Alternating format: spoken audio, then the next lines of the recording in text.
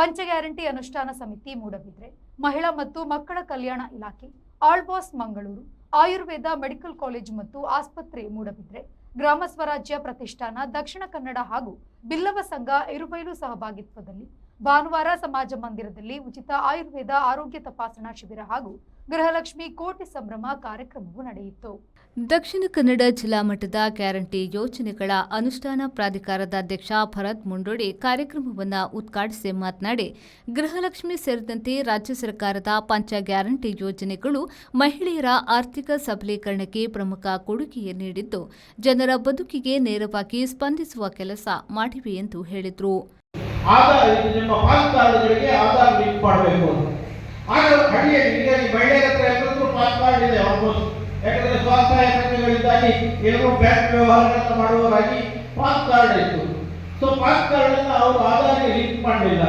ಅದಕ್ಕೋಸ್ಕರ ಕೇಂದ್ರ ಸರ್ಕಾರ ಏನ್ ಮಾಡಿದ್ರು ಅಂದ್ರೆ ಕೊನೆಗೆ ಬ್ಯಾಂಕ್ನವರು 1,000 ರೂಪಾಯಿ ಫೈನ್ ಕಟ್ಟಬೇಕು ಅಂತ ಹೇಳಿ ಆದೇಶ ಮಾಡಿದಾಗ ಈ ಎಲ್ಲ ಬಡವರು ಹೋಗಿ ಪಾನ್ ಕಾರ್ಡ್ಗೆ ಆಧಾರನ್ನ 1,000 ರೂಪಾಯಿ ಫೈನ್ ಕಟ್ಟಿ ಅದನ್ನ ಆಧಾರನ ಲಿಂಕ್ ಮಾಡಿದ್ರು.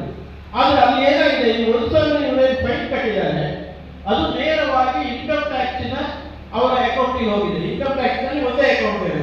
ಮಾಜಿ ಸಚಿವ ಕೆ ಅಭಯಚಂದ್ರ ಜೈನ್ ಅವರು ಮಾತನಾಡಿ, ಪಂಚ ಗ್ಯಾರಂಟಿ ಯೋಜನೆಗಳು ಮಹಿಳೆಯರ ಬದುಕಿನಲ್ಲಿ ಆಶಾಕಿರಣವಾಗಿದೆ ಎಂದರು.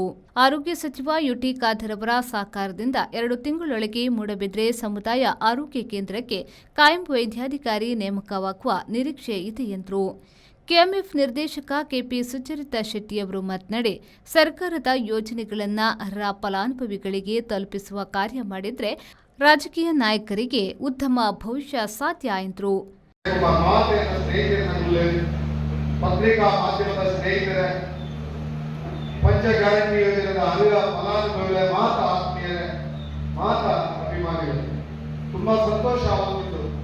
ಯಾರು ಖುಷಿಗೆ ಪಾತ್ರೆ ಆಗುತ್ತೇವನ್ನ ಆಯುರ್ವೇದಿಕ್ ಮೆಡಿಕಲ್ ಕ್ಯಾಂಪ್ ಉಂಟು, ಮರಣಿ ಉಜ್ಜುವಾರದ್ದು ಅಲಂಕಾರ ಸ್ವಲ್ಪ ಎನ್ನ ಮುಡಾದ ಸ್ನೇಹಿತ ದಕ್ಷಿಣ ಕನ್ನಡ ಆಲೂಕೂಡದ ಮೀಟಿಂಗ್ ಪೂರ ಅಲಂಕಾರ ಮುಂದೊಂದಿದ್ದೆ ಕಾರ್ಕಳದ ಮನೋದಿದ್ದೆ. ನನಗೆ ಕಾದೊಂದು 10 ನಿಮಿಷ ಉಂಟಾಗ ಗಡ್ಡಿ ಎಕ್ಸ್ಪ್ರೆಸ್ ಬಸ್ ಪಾಸ್ ಆಗಿದೆ, ಗುಂಜಿ ಶಟಲ್ ಬಸ್ ಪಾಸ್ ಆಗಿದೆ ಅಲಂಕಾರ.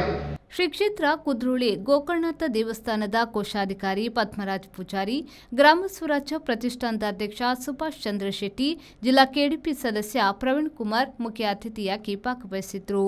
ಗ್ಯಾರಂಟಿ ಅನುಷ್ಠಾನ ಸಮಿತಿಯ ಮೂಡಬಿದ್ರೆ ತಾಲೂಕು ಅಧ್ಯಕ್ಷ ಅರುಣ್ಕುಮಾರ್ ಶೆಟ್ಟಿ ಪ್ರಾಸ್ತಾವಿಕವಾಗಿ ಮಾತನಾಡಿದರು. ಜೈಸನ್ ಪೆರೇರಾ ಶಿರ್ತಾಡೆ ಸ್ವಾಗತಿಸಿ ಕಾರ್ಯಕ್ರಮ ನಿರೂಪಿಸಿದರು.